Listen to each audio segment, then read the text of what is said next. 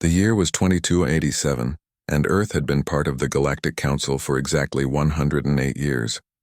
Ambassador Claire Morrison sat in her designated seat within the massive council chamber and watched as representatives from 47 different species argued about trade routes. She said nothing because that was what Earth always did. Humanity had learned long ago that speaking too much in this place accomplished nothing useful. The chamber itself was an architectural marvel built by the Valorian Empire centuries before humans ever left their solar system. Crystal pillars stretched toward a domed ceiling that displayed a real-time map of the galaxy. Each species had their own section with seats designed for their particular biology. The humans had simple chairs because their bodies were unremarkable compared to most others here. Claire had served as Earth's primary ambassador for 12 years now, and before her, there had been others who sat in this same chair doing the same thing. They listened and they voted only when absolutely necessary, and they never caused trouble. This was the strategy that Earth's leaders had chosen after first contact, and it had not changed in over a century. The Dravok representative stood up in his massive form cast shadows across several other delegations. Warlord Kresh was his name, and he commanded respect through sheer physical presence. His species valued strength above all else, and they had built an empire on military conquest. He pointed one clawed hand at a holographic display showing contested territory near the galactic rim. The Kellian Collective refuses to honor the agreement, Kresh announced, and his voice boomed through translation devices. They take what is not theirs and expect the council to do nothing. A Kellian delegate rose to respond, and soon both sides were shouting accusations at each other. Claire watched without expression. These arguments happened constantly, and they rarely led anywhere productive. The council would form a committee, and the committee would investigate, and eventually some compromise would be reached that satisfied no one. This was how galactic politics worked. Captain Gregory Hayes stood on the bridge of the EDS Defiant and studied the tactical display. His ship hung in space 3 light-years from Earth in a region that appeared empty to anyone scanning the area. The Defiant was completely invisible to every known sensor technology in the galaxy. It had been on patrol for 6 months now, and the crew performed their duties with quiet efficiency. Status report, Gregory said to his tactical officer. Lieutenant Sophie Grant looked up from her console, and her young face showed the concentration of someone who took her job seriously. All systems operating within normal parameters. Shield generators at full capacity. Weapon systems ready but not armed. No contacts within sensor range. Gregory nodded and walked to the view screen. Outside he saw nothing but stars and darkness. Somewhere out there was the council chamber, where Ambassador Morrison sat through another tedious session. Somewhere beyond that were species who thought Earth was weak and unimportant. They had no idea that ships like the Defiant existed. The human military had spent 100 years building in secret. While other species exhausted themselves in territorial wars, Earth had watched and learned and prepared. Every conflict the Council fought taught humanity new lessons about what worked and what did not. Every technological breakthrough by other species was studied and improved upon. The Silent Century had been the most productive period in human history. Lieutenant Grant, Gregory said quietly, what do you think the Council would do if they knew we were here? Sophie considered the question carefully before answering. They would panic. Some would demand we disarm. Others would try to steal our technology. A few might even attempt preemptive strikes. Exactly, Gregory agreed, which is why they will never know until we want them to know. Back in the council chamber, the argument between the Dravok and the Kellians had finally ended with a predictable decision to form an investigative committee. Claire marked this in her notes even though she knew nothing would come of it. The galaxy ran on bureaucracy and endless debates that changed little. Warlord Kresh remained standing after the vote, and his eyes swept across the assembled delegates. Before we adjourn, I wish to raise another matter. The council speaker, an elderly Valorian named Coordinates in Spiral, gestured for him to continue. Kresh turned his gaze directly toward Claire, and she felt a cold sensation in her stomach. Something was about to happen. The human delegation has sat in this chamber for over a century, Kresh began, and his tone carried contempt. In all that time, they have contributed nothing to the council. They vote rarely. They speak even less. They refuse military alliances and reject trade agreements. They take up space and resources while offering nothing in return. Other delegates began paying attention now. Some nodded in agreement. Claire kept her face neutral, but her mind raced through possible responses. This was unprecedented. I propose that Earth's status be reviewed, Kresh continued. They claim to be a sovereign species deserving of a council seat, yet they behave like frightened children hiding in a corner. Perhaps they would be better served as a protectorate under Dravok guidance. We could teach them how to be useful members of the galactic community. Laughter rippled through sections of the chamber. Not everyone found it funny, but enough did that Claire felt anger rising in her chest.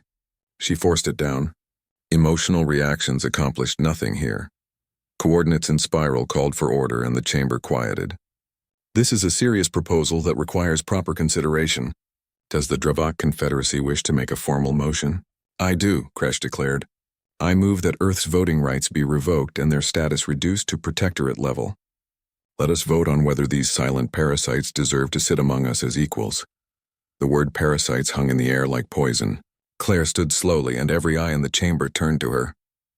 She had not spoken at a council session in 3 years. Before that, it had been 5 years. Humans simply did not participate in debates, but this was different. This was a direct attack on Earth's sovereignty, and it could not go unanswered. Ambassador Morrison, Coordinates in Spiral said with surprise in his voice. Does Earth wish to respond to this motion? Claire looked at Warlord Kresh and then let her gaze sweep across the entire assembly. She saw contempt on many faces. She saw amusement on others. She saw indifference from species who simply did not care what happened to humanity.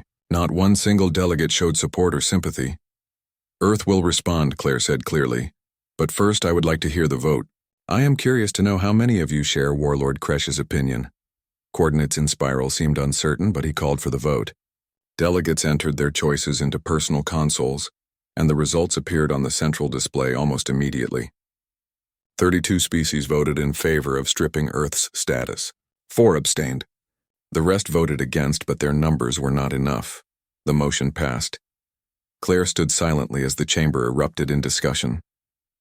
Some delegates looked satisfied. Others seemed uncomfortable with what had just happened. Kresh wore an expression of triumph. Finally, Claire spoke again, and her voice cut through the noise. You mistake patience for weakness. You mistake silence for fear. You have made a grave error. The chamber fell silent. Then laughter began again, starting with Kresh and spreading to others. The human ambassador was making threats now. How entertaining. Claire sat down and activated her personal communicator. She sent a single encrypted message to Earth. It contained only 3 words: execute Silent Thunder. On the bridge of the EDS Defiant, Gregory Hayes received the message and showed it to his senior staff. Lieutenant Sophie Grant looked up with eyes bright with anticipation. Commander Lisa Torres, who had been monitoring council communications, allowed herself a small smile.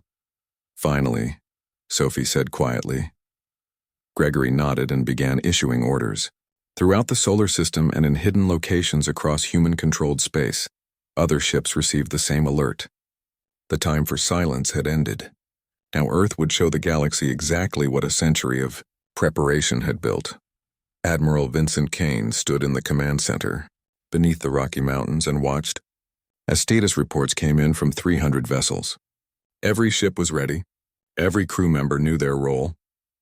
The plan had been refined over decades until it was perfect. All units report ready, an officer announced. Vincent allowed himself a moment of satisfaction. He had spent his entire career building toward this moment.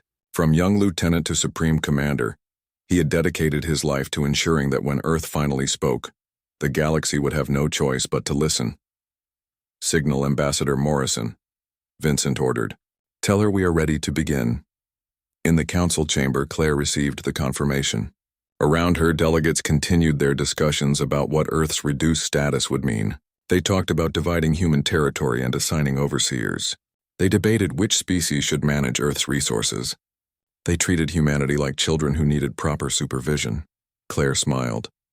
They had no idea what was coming. The council session had adjourned and delegates were returning to their quarters when Claire Morrison requested an emergency meeting. Such requests were rare and carried weight, so Coordinates in Spiral agreed to reconvene within 6 hours. This gave Earth exactly enough time to prepare. Gregory Hayes sat in his command chair and watched the countdown timer. In 20 minutes, every ship in Earth's hidden fleet would execute their orders simultaneously. The quantum entanglement communication system made this possible. Every vessel could receive commands instantly across any distance without any delay. It was technology the Council did not possess and had never imagined. All ships confirm ready status. Sophie Grant reported from her station. Coordinates locked. Stealth systems online. We are prepared to decloak on your command. Gregory looked at his crew and saw determination on every face. These men and women had trained for years knowing they might never see action. They had accepted that their service might remain secret forever.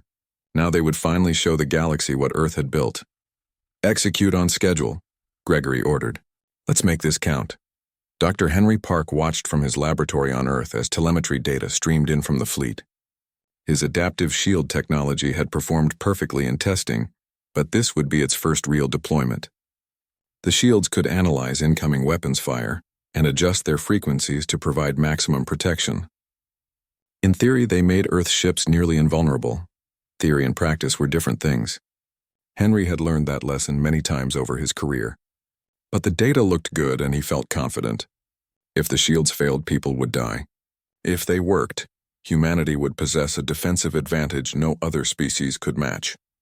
Commander Lisa Torres entered the operations center and took her position at the intelligence station. For 15 years, she had run Earth's spy network throughout Council space. She had agents on dozens of worlds and contacts in nearly every major government. The information she had gathered formed the foundation of Earth strategic planning. All intelligence assets are in position, Lisa reported to Admiral Kane. We have real-time updates from 17 different locations. The Council has no idea what is coming. Vincent Kane studied the main display showing the positions of Earth's fleet, 300 ships scattered across the galaxy, each one perfectly placed to make maximum impact. The planning had taken years and involved thousands of people. Now it would all come together in a single moment. How long until the Council reconvenes? Vincent asked. 4 hours and 12 minutes, an officer replied. Good, Vincent said. We decloak in 3 hours. I want them to have time to panic before Ambassador Morrison begins her presentation. In her quarters at the Council station, Claire reviewed her notes one final time. The speech she was about to give would change humanity's position in the galaxy forever. Every word had been chosen carefully. The tone had to be firm but not aggressive. Strong but not threatening. Earth needed to show power while offering cooperation. Her personal communicator chimed and she saw a message from Admiral Kane. Everything was proceeding on schedule. Claire allowed herself a moment to feel the weight of responsibility. She was about to either secure Earth's future or start a war that could destroy everything. There was no middle ground. Warlord Kresh sat in his private chamber and felt satisfaction. The humans had finally been put in their proper place. It had taken far too long, but the Council had finally recognized that Earth contributed nothing and deserved no special status. Soon the Dravok would have overseers managing human worlds, and that would benefit everyone. His aide entered and bowed respectfully. The emergency council session has been called as you predicted. The humans wish to formally protest the vote. Kresh laughed. Let them protest. The decision is made. Perhaps if they had bothered to participate during the last century, things would be different. But they chose silence and now they face the consequences. Should we prepare a response to their protests? The aide asked. No need, Kresh said dismissively. Whatever they say will change nothing. The council has voted and the matter is settled. The aide left and Kresh returned to reviewing military reports. The Dravok fleet was the strongest in the galaxy, and he took pride in maintaining that position. Strength was everything. Words meant nothing without force to back them up. This was a lesson the humans had never learned. 3 hours later, every major government in the council received the same alert simultaneously. Unidentified vessels had appeared in their space. Dozens of ships, hundreds of ships, all appearing at once in locations that should have been secure. Defensive systems activated automatically, but the ships made no hostile moves. They simply appeared and waited. On the Valorian homeworld, military commanders scrambled to understand what was happening. 5 massive warships hung in orbit above their capital city. The ships were of unknown design, and their sudden appearance had bypassed every security measure. No one knew where they came from or what they wanted. The same scene played out across council space. Above the Dravok military headquarters, 10 ships appeared. Near the Kellyan Collective's primary shipyards, 15 more. At strategic locations throughout the galaxy, Earth's fleet revealed itself with perfect coordination. Panic spread through council governments. How had so many ships penetrated their defenses? What technology allowed them to appear without warning? Who controlled this mysterious fleet? The questions came faster than answers could be found. Gregory Hayes broadcast a message on all council frequencies. His image appeared on view screens across the galaxy. He wore his uniform and his expression showed calm confidence. This is Captain Gregory Hayes of the Earth Defense Ship Defiant. We mean no harm. This is a demonstration. Earth has been listening. Earth has been watching. Earth has been preparing. We ask that all council representatives return to the chamber. Ambassador Morrison has information to share. The message repeated in every major language. Then the Earth ships simply waited. Their weapons remained unpowered. Their shields stayed inactive. They made no demands and issued no threats. They were simply there, visible and undeniable. Coordinates in spiral called for an immediate emergency session. Every delegate rushed to the chamber with questions and demands. How had Earth built such a fleet in secret? Where had the ships been hidden? What other surprises did humanity possess? Claire Morrison walked into the chamber and noticed the difference immediately. No one was laughing now. No one looked amused or contemptuous. Every face showed shock, confusion, or fear. The dynamic had shifted completely in just 3 hours. The council will come to order, Coordinates in Spiral announced, though his voice lacked its usual authority. Ambassador Morrison has requested this session. The floor is hers. Claire stood and activated the central display. Information began appearing on screens throughout the chamber. Detailed intelligence reports, precise locations of military installations, complete tactical assessments of fleet capabilities, classified government documents from dozens of species. For 100 years, Claire began, Earth has been silent. You interpreted this silence as weakness. You assumed we had nothing to contribute. You believed we were irrelevant to galactic affairs. You were wrong about all of it. She gestured to the display and new information appeared. Technical specifications of Earth ships, performance data that exceeded anything the Council possessed, weapon systems that used principles most species had not discovered, defensive technology that made conventional attacks useless. While you fought territorial wars and exhausted your resources on petty conflicts, humanity watched and learned. Every battle you fought taught us lessons. Every technology you developed, we studied and improved. Every weakness you revealed, we noted and avoided. Commander Lisa Torres appeared via hologram projection and delegates gasped. She was standing in what appeared to be a secure Dravok military facility. The background showed classified databanks and command systems that should have been impossible for outsiders to access. Earth's intelligence network has been operating throughout Council space for decades, Lisa explained calmly. We have agents in your governments, contacts in your militaries, and access to your most sensitive information.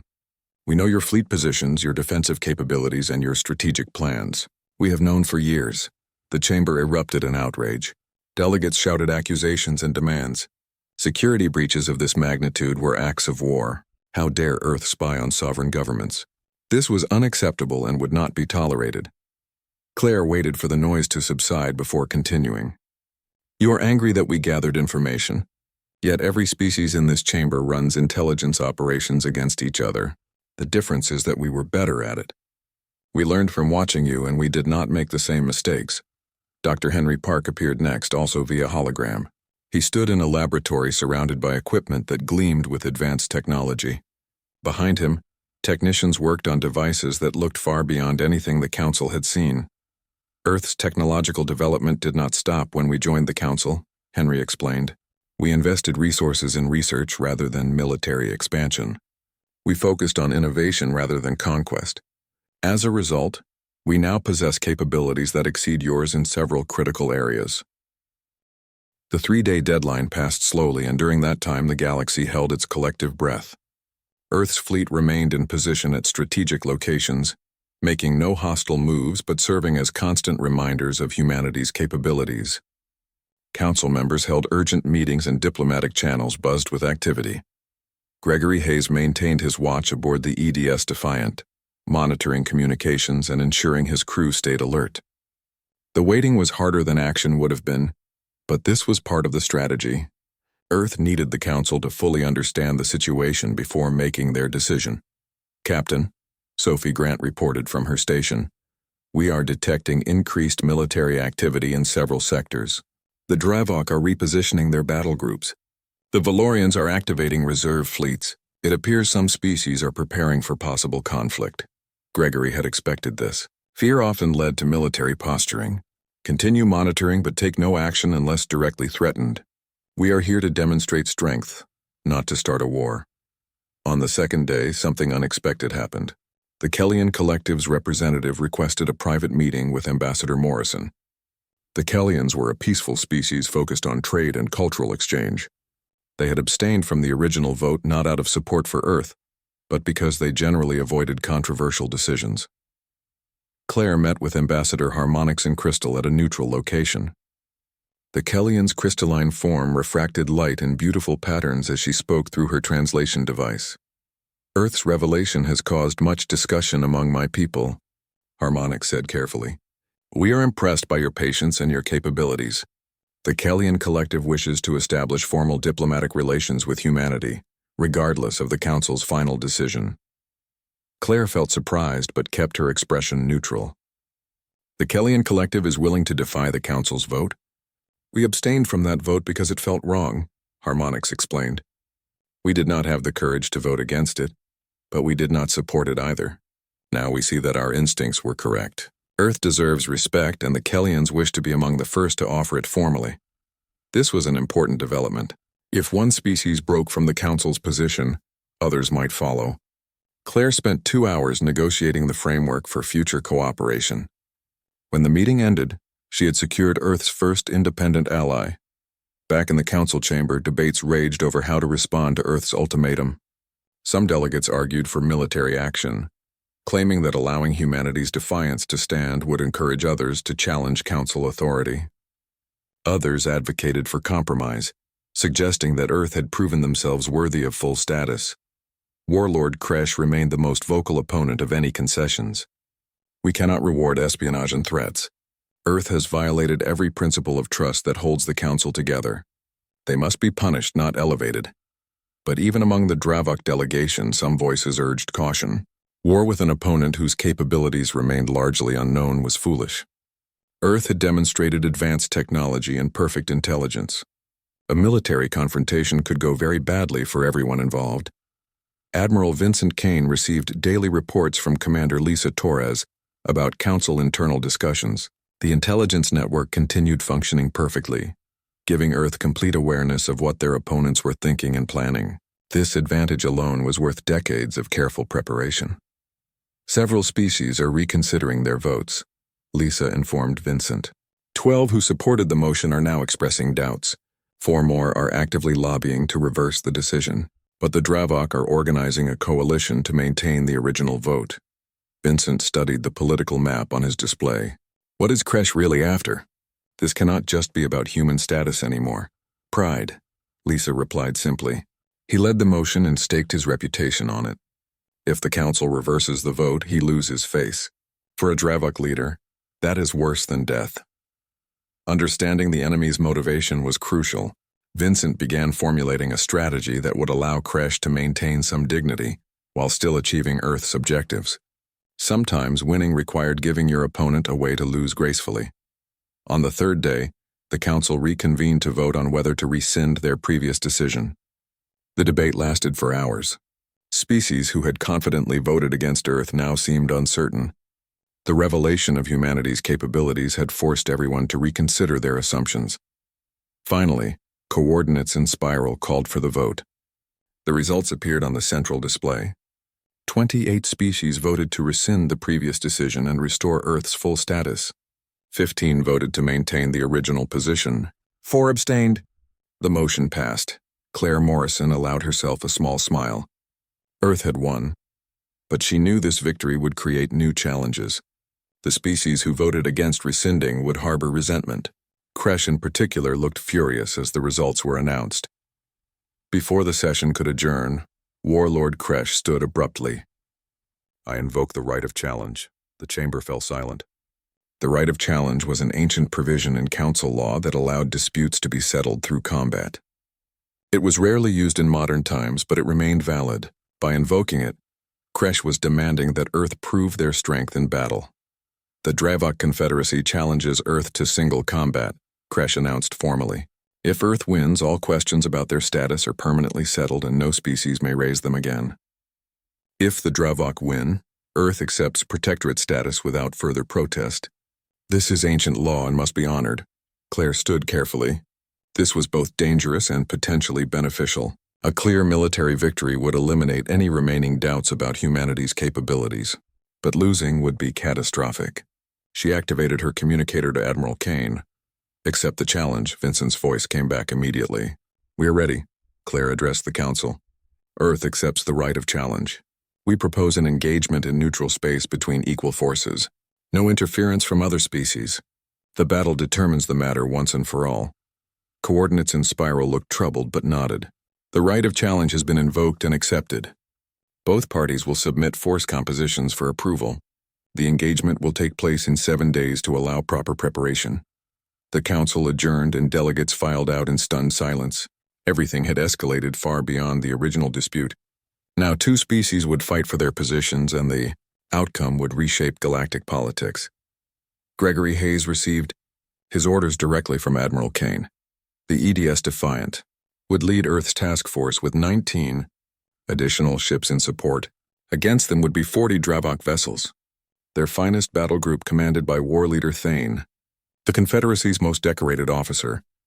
They outnumber us 2-1, Sophie Grant observed as she studied the force composition. That is a significant advantage. Numbers mean nothing if your weapons cannot penetrate enemy defenses, Gregory replied. We have technology they have never encountered. The question is whether it performs as well in combat as it does in testing. Dr. Henry Park worked around the clock, making final adjustments to the Defiant's shield systems. The adaptive technology had to function perfectly or people would die. He ran simulation after simulation, checking every variable and verifying every calculation. The pressure was immense, but Henry had spent his career preparing for exactly this moment. Commander Lisa Torres provided detailed intelligence on war leader Thane's combat history and tactical preferences. He favors aggressive frontal assaults with overwhelming firepower. Dravok doctrine emphasizes strength and intimidation over subtlety. They will try to break our formation early and destroy ships individually. Gregory absorbed this information and began developing his battle plan. Earth would not match Dravok aggression with their own. Instead, they would use precision, coordination, and technological superiority. The goal was not just to win, but to win so decisively that no other species would question humanity's capabilities. Lieutenant Sophie Grant ran tactical simulations with different scenarios. In most projections, Earth won but sustained casualties. In a few, the battle ended in stalemate. The simulations were useful but could not account for all variables. Real combat always contained elements that no computer could predict. The 7 days passed quickly. Both fleets moved to the designated neutral zone, a region of space far from any inhabited systems. Council observers positioned themselves at a safe distance to record the engagement. Species across the galaxy watched through live feeds, waiting to see whether Earth's technology would match their claims.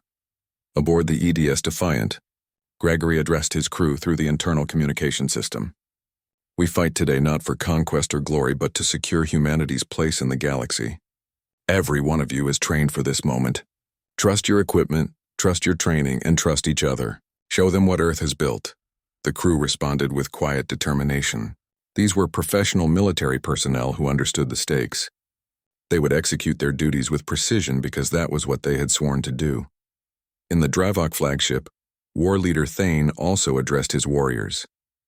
Today we face an opponent who claims to be our equal. They hide behind technology and trick.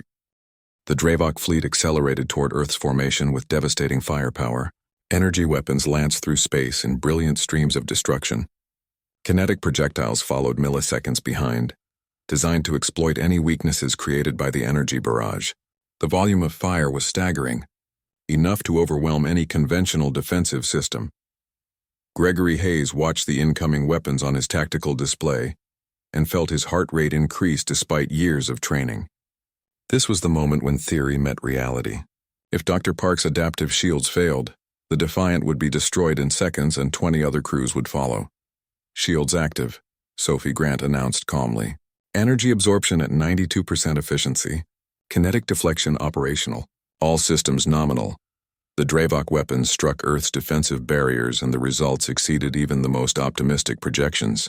Energy beams dissipated against shields that analyzed and countered each specific frequency.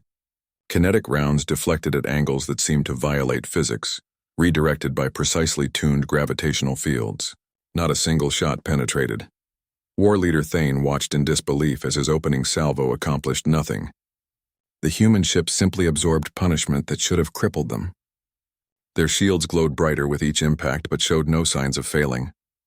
His tactical officer provided rapid damage assessments that all read the same. Zero effect. Increase firepower, Thane ordered. Concentrate all vessels on their flagship. Overwhelm their defenses through sheer volume. The Dravok adjusted their strategy and 40 ships focused their weapons on the EDS Defiant. The combined firepower could have destroyed a small moon. Energy and matter converged on a single target with the full might of the Confederacy's finest battle group. Gregory felt the Defiant shudder slightly as the shields absorbed exponentially more energy than their design specifications. Alarms sounded across multiple systems as power consumption spiked. But Dr. Park had built redundancy into every critical system, and the shields held. They adapted, learned, and became more efficient with each passing second.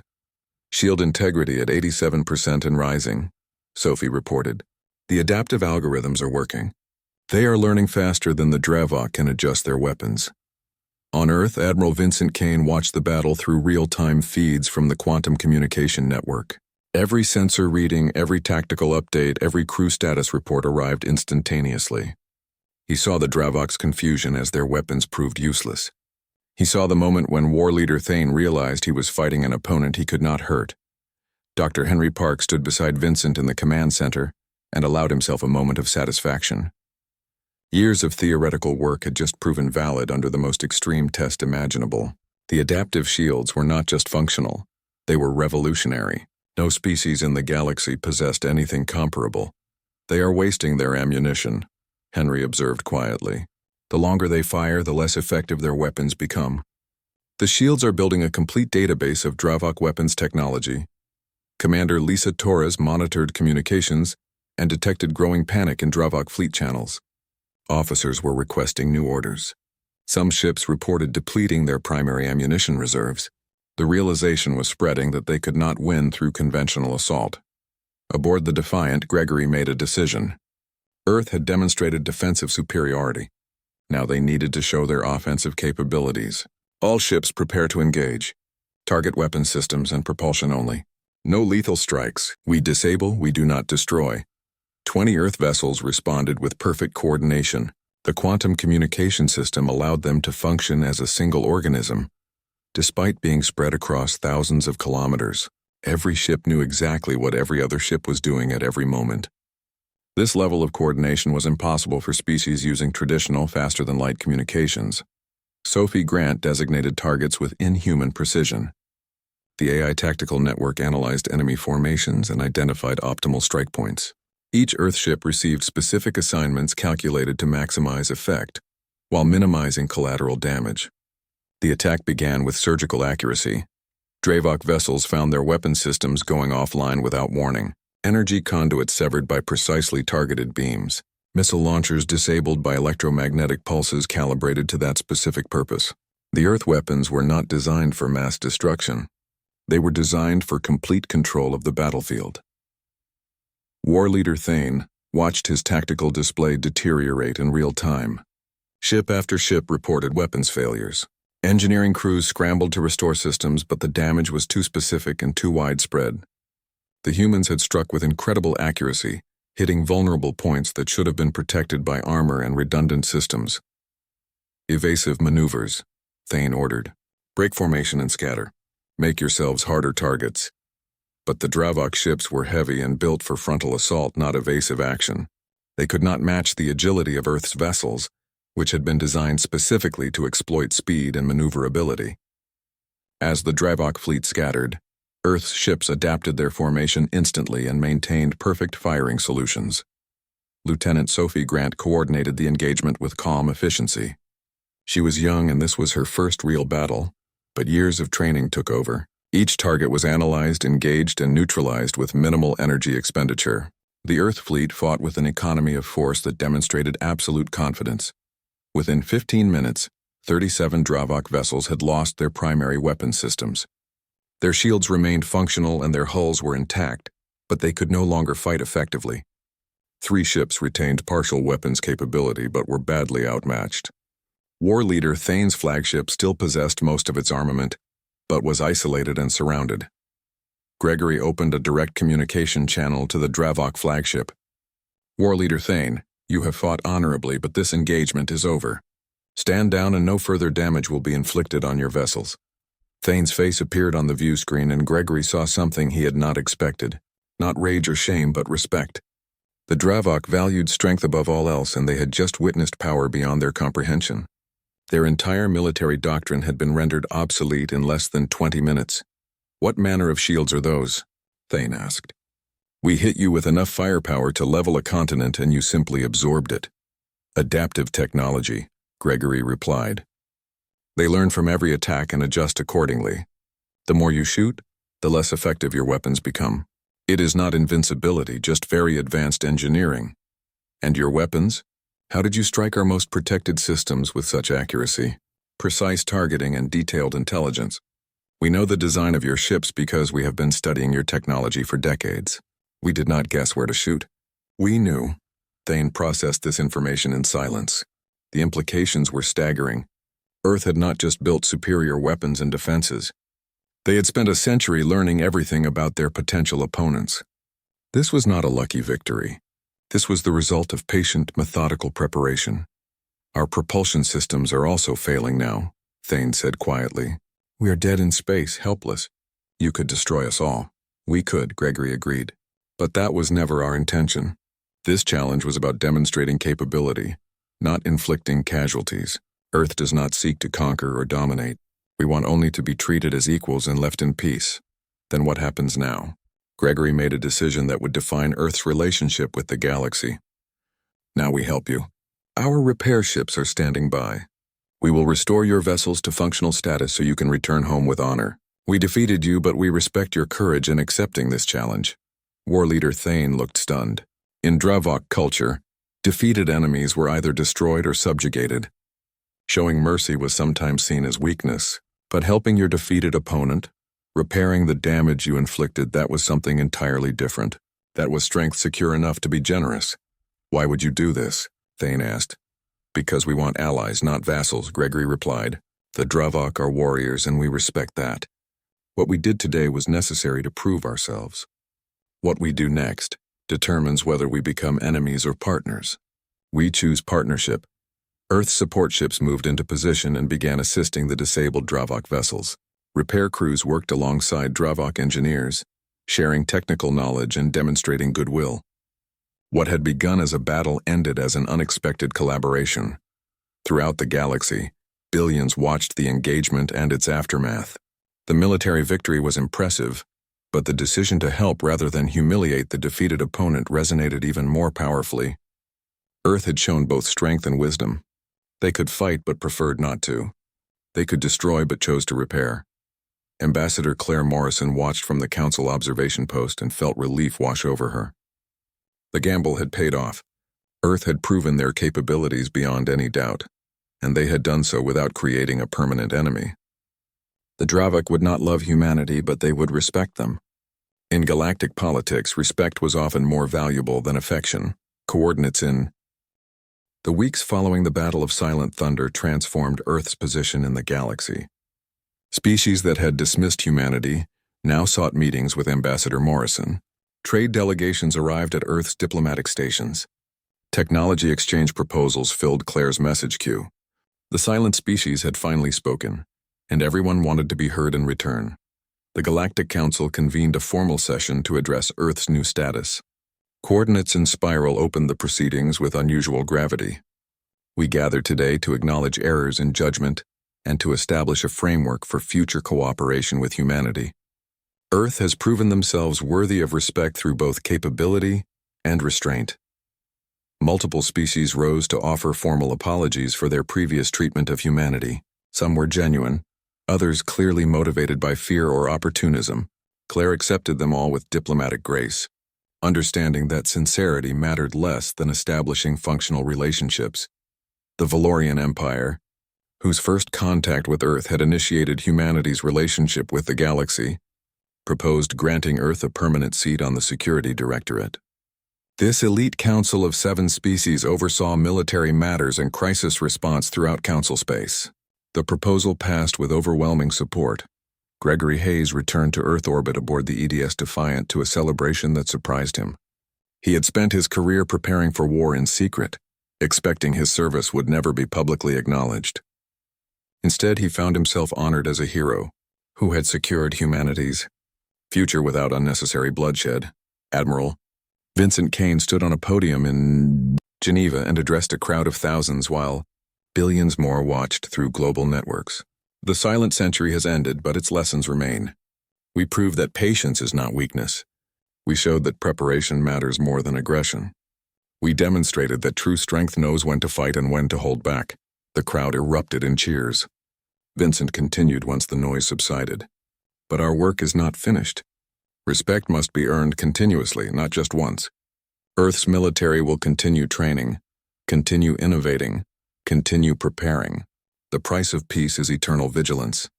Dr. Henry Park received recognition from the scientific community for his breakthrough in adaptive shield technology. Multiple species requested access to the research, but Earth's leadership decided to share only basic principles, not complete specifications. The technological advantage that had secured humanity's position needed to be maintained carefully. We will cooperate and share, Henry explained to a gathering of scientists from across the galaxy. But we will not surrender the innovations that keep Earth secure. There is a difference between partnership and dependency. We seek the former, not the latter. Commander Lisa Torres expanded Earth's intelligence network with official sanction now. Species that had been penetrated by human agents for decades suddenly found themselves approached openly about establishing formal intelligence-sharing agreements. Some were angry about the deception, but most recognized the value of cooperation over confrontation. Information is power, Lisa told her growing team of analysts and operatives. We proved that during the silent century. Now we use that power to strengthen galactic stability rather than just protecting Earth. But we never forget that our first loyalty is to humanity. The Dravok Confederacy surprised everyone by requesting a formal military alliance with Earth. War leader Thane traveled personally to Earth's orbital station to negotiate terms. His arrival caused considerable discussion because the Dravok rarely left their home territory and even more rarely admitted they needed allies. Ambassador Claire Morrison met with Thane in a conference room designed for comfort rather than intimidation. The massive warrior looked out of place surrounded by human furniture, but his demeanor showed respect rather than the contempt he had displayed during their first encounter. The Dravok value strength, Thane began without preamble. We have seen yours and found it worthy. Our people wish to establish permanent ties with humanity, not as masters and servants, but as partners who can learn from each other. Claire considered the offer carefully. An alliance with the Dravok would provide military credibility and deter potential threats. But it would also tie Earth to a species known for aggressive policies. What exactly does the Confederacy propose? Technology exchange and military applications. Joint training exercises. Mutual defense agreements if either species faces external threats. And perhaps most importantly, regular communication so we understand each other better. The Dravok have a reputation for conquest and domination, Claire pointed out. Earth will not support aggressive expansion. We are warriors, Thane acknowledged, but we are not fools. The galaxy is changing and the Dravok must change with it or become irrelevant. You defeated us without destroying us. That taught us something valuable. Perhaps you can teach us more. The negotiations took weeks but eventually produced an agreement that satisfied both sides. Earth would share some defensive technology and tactical training methods. The Dravok would provide intelligence on threats in their region of space and offer military support if Earth faced invasion. Both species agreed to consult before taking major military actions that might affect their partner. Lieutenant Sophie Grant, Promoted to commander after her performance during the battle, received command of her own vessel. The EDS Vigilant was a new generation ship incorporating lessons learned from the Silent Thunder engagement. Sophie took her responsibilities seriously, understanding that she represented Earth's future military leadership. Captain Hayes taught me that being ready to fight is different from wanting to fight. Sophie told her crew during her first address as commander. We train hard so we never have to prove ourselves again. We maintain strength so others think twice before challenging us. We serve not to conquer but to protect. The Kellyan Collective formalized their relationship with Earth through extensive trade agreements and cultural exchange programs. Harmonics and Crystal became a regular visitor to Earth's diplomatic stations and developed a genuine friendship with Claire Morrison. The Kellyans appreciated that humanity valued knowledge and cooperation as much as military might. Your species is unique, Harmonics told Claire during one of their frequent conversations. Most civilizations must choose between becoming warriors or scholars, conquerors or traders. Humanity seems determined to excel at everything simultaneously. Claire smiled at the observation. We had a century to watch everyone else make mistakes. We learned that specialization creates vulnerability. Earth decided to be comprehensive rather than exceptional in one area. It is exhausting but effective. 5 years after the Battle of Silent Thunder, the galaxy had settled into a new equilibrium. Earth sat on the Security Directorate and participated actively in council affairs. Humanity's diplomatic corps engaged with dozens of species. Trade flourished as Earth's technology found markets while human industries imported resources from across the galaxy. But not everyone celebrated Earth's rise to prominence. Some species resented humanity's rapid ascension. Others feared that Earth's technological advantage would only grow over time. A few governments quietly began their own crash programs to develop similar capabilities. Though they were decades behind at minimum, Admiral Vincent Kane, now approaching retirement, briefed his successor on the challenges ahead. We won respect through demonstration of strength, but maintaining that respect requires constant effort. Never let the fleet become complacent. Never stop innovating. Never assume today's advantage will last forever. Dr. Henry Park continued his research with a larger team and greater resources. New breakthroughs came regularly now that Earth could openly recruit talent from across the galaxy. Human scientists worked alongside alien colleagues, combining different perspectives to achieve results neither could reach alone. Commander Lisa Torres, elevated to Director of Galactic Intelligence, built networks that spanned the entire Council. Information flowed through her organization in ways that shaped policy and prevented conflicts. She had agents who were now friends rather than just contacts, relationships built on mutual benefit rather than exploitation. Captain Gregory Hayes, offered a promotion to Admiral, declined in favor of remaining in field command. I am a ship captain, not an administrator, he told Vincent Kane. The Defiant is where I belong. Let someone else manage the fleet from behind a desk. Vincent respected the decision and assigned Gregory to a new role training the next generation of commanders. The lessons of the Silent Century needed to be passed down to officers who had not lived through it. Patience, preparation, and knowing when to act were not instincts but skills that required teaching. Ambassador Claire Morrison reflected on her long career as she prepared to step down.